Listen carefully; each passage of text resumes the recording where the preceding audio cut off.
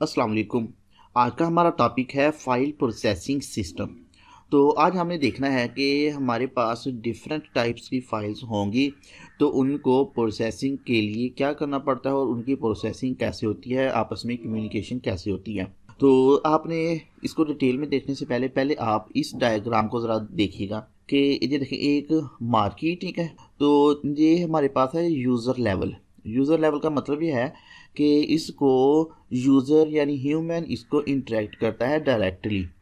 और फिर दूसरा लेवल हमारे पास है ये वाला लेवल, ये वाला सेकंड लेवल है। इसको हम कहते हैं इंटरमीडिएट लेवल भी कहते हैं, इसको एप्लीकेशन लेवल भी कहते हैं और इसको एप्लीकेशन प्रोग्राम भी कहते हैं। ऊपर वाला यूज़र लेवल है, नीचे वाला हमारे पास एप्लीकेशन लेवल है। और फिर एप्लीकेशन प्रोग्राम के अंदर मार्केटिंग से related file 1, file 2, file 3 different types की फाइल्स सेव होंगी।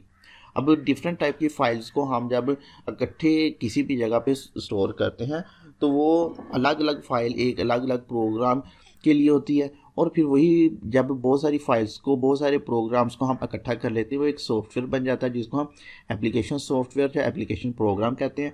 और फिर वो प्रोग्राम यूज़र के लिए इंटरेक्टिंग हो जाता है, यूज़र उसको यूज़ करता है।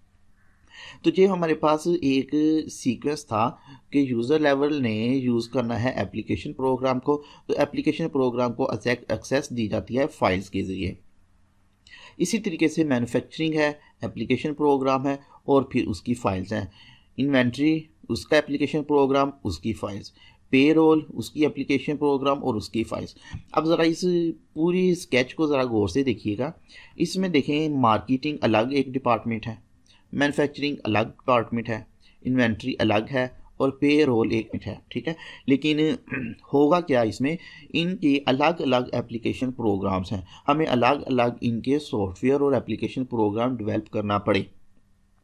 और फिर मसला क्या हुआ कि ये देखें फाइल 1 मार्केटिंग में भी मौजूद है, मैन्युफैक्चरिंग में भी मौजूद है और इन्वेंट्री में भी फ़ाइल मौजूद है।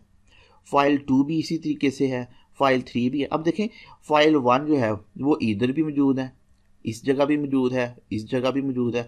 तो एक फ़ाइल जो है वो मल्टीपल साइट्स पे अवेलेबल है, मल्टीपल जगह पे हमारे पास वो अवेलेबल है। तो हम इसको कहेंगे डाटा रिडंडेंसी या फिर हम डुप्लीकेशन। अब हमारा जो मेन पर्पज़ है ना आज के लेक्चर का, वो ये है कि हमने जो हमारे पास ऑलरेडी एक फ़ाइल सिस्टम मौजूद था, तो हमें डेटाबेस की ज़रूरत क्यों पड़ी, इसके लिए हमने ये स्केच देखना है। अब फाइल एक ही फाइल जो है वो मार्केटिंग के पास भी है, मैन्युफैक्चरिंग डिपार्टमेंट के पास भी है और इन्वेंट्री के पास भी है। लेकिन फ़ाइल एक है, उसमें डाटा भी एक है, लेकिन वो 1, 2, 3 दफ़ा वो हमारे पास मौजूद है, यानी उसकी 3 कापीज़ मौजूद है।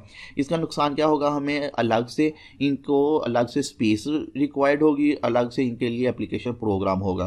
तो क्या ही अच्छा होता है कि एक ही हमारे पास एक ही सॉफ्टवेयर हो, उस सॉफ्टवेयर के अंदर हमारे पास एक ही दफ़ा सारे प्रोग्राम इंस्टॉल्ड हों और वो एक ही फाइल से ये जितनी ज़रूरत है उतने हिस्से को हम एक्सेस कर सकते हैं। तो ये बेसिकली हमारे पास फाइल प्रोसेसिंग सिस्टम की एक ड्रॉबैक है, एक प्रॉब्लम है, जिसको हम डाटा रिडंडेंसी या डुप्लीकेशन कहते हैं। उसके बाद प्रॉब्लम्स इन प्रोसेसिंग सिस्टम के अंदर जो प्रॉब्लम आते हैं वो है डाटा रिडंडेंसी। ये ऑलरेडी मैंने आपको समझा दिया है, इसका मतलब है duplication of data in multiple files.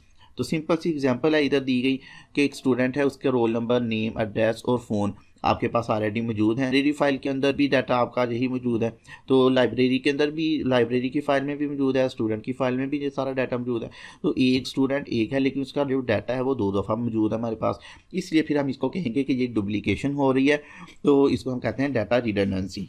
Next हमारे पास जो प्रॉब्लम आता है फाइल प्रोसेसिंग के अंदर, उसको हम कहते हैं डाटा इनकंसिस्टेंसी, यानी कंसिस्टेंसी नहीं होगी। कंसिस्टेंसी का मतलब यह क्या है कि चीज़ हमारे पास एक है, यानी ऑब्जेक्ट एक है, उसका डिफरेंट डाटा डिफरेंट फाइल्स में मौजूद है। मिसाल के तौर पे ये एक स्टूडेंट हमारे पास है, स्टूडेंट की फ़ाइल है और एक हमारे पास लाइब्रेरी की फ़ाइल है, ठीक है। इन 2 फाइल्स हमारे पास मौजूद है, लेकिन जब हम स्टूडेंट की फ़ाइल की बात करते हैं इसमें डाटा और होगा, लाइब्रेरी की फ़ाइल में स्टूडेंट का डाटा और होगा, लेकिन है तो स्टूडेंट एक ही स्टूडेंट का डाटा स्टूडेंट फ़ाइल में अलग है और लाइब्रेरी फ़ाइल में अलग है। तो जब हमारे पास एक ऑब्जेक्ट हो उसका डाटा मल्टीपल फाइल्स के अंदर सेव होगा तो हम उसको कहेंगे डाटा इनकंसिस्टेंसी।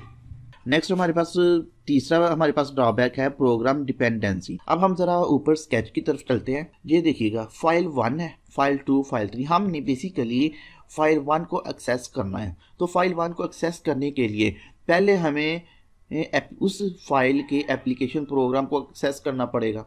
उस एप्लीकेशन प्रोग्राम को एक्सेस करेंगे तभी हम मार्केटिंग का डाटा एक्सेस कर सकते हैं। एप्लीकेशन प्रोग्राम के बगैर हम डाटा एक्सेस नहीं कर सकते। तो इसका मतलब ये हुआ इस फाइल को एक्सेस करने के लिए हम डिपेंडेंट हैं इस एप्लीकेशन प्रोग्राम पे। तो ये चीज़ बेसिकली मैं आपको समझाना चाह रहा था कि जब हमारे पास एक डाटा मौजूद है, ठीक है, तो उसको एक्सेस करने के लिए हमें किसी भी प्रोग्राम के ऊपर डिपेंड होना पड़ता है। नेक्स्ट है लेक ऑफ फ्लेक्सिबिलिटी। फ्लेक्सिबल का मतलब ये होता है कि लचक पैदा करना, कि अगर हमें जब हमें ज़रूरत होगी तो हम डाटा को साइज भी कर सकते हैं और जब हमें ज़रूरत होगी डाटा को हमें एक्सपेंड भी कर सकते हैं। Combined reports are very difficult to display as data is kept in different files। कहते अगर डिफरेंट फाइल्स के अंदर हमारे पास डाटा मौजूद होगा तो हम उसको एक्सेस करना हमारे लिए भी मुश्किल होगा, उसको मैनिपुलेट करना भी हमारे लिए मुश्किल होगा। अगर हम फाइल 1 के अंदर चेंजेस करना चाह रहे हैं तो इधर से हम फाइल 1 में चेंजेस तो कर देंगे, तो क्या फाइल 2 में भी होंगी? नहीं होंगी। फाइल इस जगह पे भी तो फाइल 1 ही है, लेकिन इन्वेंट्री के डिपार्टमेंट में उसमें चेंजेस नहीं हो पाएंगे, मैन्युफैक्चरिंग के डिपार्टमेंट में उसमें चेंजेस नहीं हो पाएंगे। तो इसलिए हमें फ्लेक्सिबिलिटी नहीं मिल रही इस फाइल प्रोसेसिंग सिस्टम में। यह है ओल्ड फाइल प्रोसेसिंग सिस्टम। इसी तरीके से नेक्स्ट इसका ड्रॉबैक है डाटा इंटीग्रिटी प्रॉब्लम। इंटीग्रिटी का मतलब क्या होता है? पेचीदगियाँ। जब एक ही चीज़ मुख्तलिफ जगह पे मौजूद है तो कहीं एक जगह एक फ़ाइल के अंदर हमें कहीं भी कोई गलती हो जाती है तो हम उसको करेक्ट करने के लिए हमें हर फाइल को एक्सेस करना पड़ेगा। टाइम की भी हमें ज़्यादा ज़रूरत पड़ेगी और स्पेस की भी ज़्यादा ज़रूरत पड़ेगी। वहाँ पे फिर रिलायबिलिटी और एक्यूरेसी नहीं रहती। तो इसलिए फ़ाइल प्रोसेसिंग का ये वाला प्रॉब्लम भी बहुत ज़्यादा है कि इसके अंदर रिलायबिलिटी और एक्यूरेसी हम 100% नहीं कर सकते। नेक्स्ट है लेक ऑफ डाटा सिक्योरिटी।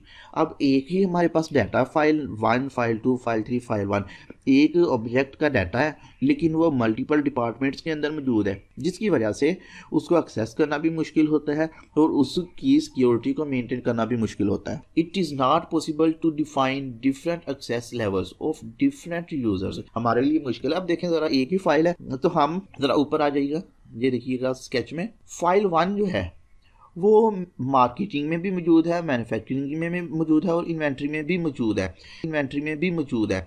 लेकिन मार्केटिंग का जो डाटा है, जो मार्केटिंग डिपार्टमेंट को उसका डाटा चाहिए होता है वो तो इधर होगा, लेकिन मैन्युफैक्चरिंग का डाटा भी इसमें मौजूद होगा। इसी तरीके से मैन्युफैक्चरिंग की फाइल, इसमें भी फाइल 1 मौजूद है, लेकिन इसके अंदर मार्केटिंग का डाटा भी मौजूद होगा। इसका मतलब ये होगा कि फाइल 1 के अंदर हर तरह का डाटा मौजूद है, यानी एक डिपार्टमेंट को जितने डाटा की एक्सेस चाहिए तो उसको उससे ज़्यादा की एक्सेस मिल रही है। ये चीज़ बहुत ही प्रॉब्लम क्रिएट करती है, तो इसको हम कहते हैं लेक ऑफ सिक्योरिटी। अब हम देखते हैं नेक्स्ट लिमिटेड डाटा शेयरिंग। अब अगर हमने डाटा शेयर करना होगा तो सिर्फ एक डिपार्टमेंट ही उस फाइल को डाटा शेयर कर सकेगा, बाकियों के पास वो डाटा नहीं जाएगा। File processing system provides a limited data sharing. Each application has its own data files. It is very difficult for one application program to access data from file that is created by other application program। देखें ना, एक application program ने develop ही inventory के लिए किया है, तो उसमें जो जब उसकी फ़ाइल को जब हमने चेंज करना है तो हमारे लिए मुश्किल हो जाएगा। तो हम पे रोल में चले जाए, हम पे रोल की फ़ाइल को में चेंजेस नहीं कर सकते, ये भी बहुत मुश्किल होता है और इससे डाटा भी शेयरिंग बहुत मुश्किल होता है। तो ये वाली प्रॉब्लम्स हैं जिसकी वजह से हमें ज़रूरत पड़ती है कि हमारे पास एक ऐसा सिस्टम होना चाहिए जिसमें डाटा भी हम इजीली शेयर कर सके, उसमें सिक्योरिटी भी अच्छी खासी होनी चाहिए, इंटीग्रिटी प्रॉब्लम नहीं होना चाहिए और लेक ऑफ फ्लेक्सिबिलिटी नहीं होनी चाहिए। उसमें वो सिस्टम हमारे पास बहुत अच्छे से फ्लेक्सिबल होना चाहिए कि हम उसमें कुछ भी अपडेट इजीली कर सकें और फिर प्रोग्राम डिपेंडेंट नहीं होना चाहिए। एक फाइल को हम चेंज करना चाहते हैं तो हम डायरेक्ट सेंट्रल पॉइंट से चेंज करें तो हर फाइल के अंदर वो चेंजेस चली जाएं। डाटा इनकंसिस्टेंसी और डाटा रिडंडेंसी नहीं होनी चाहिए। तो इंशाल्लाह हम नेक्स्ट पढ़ेंगे।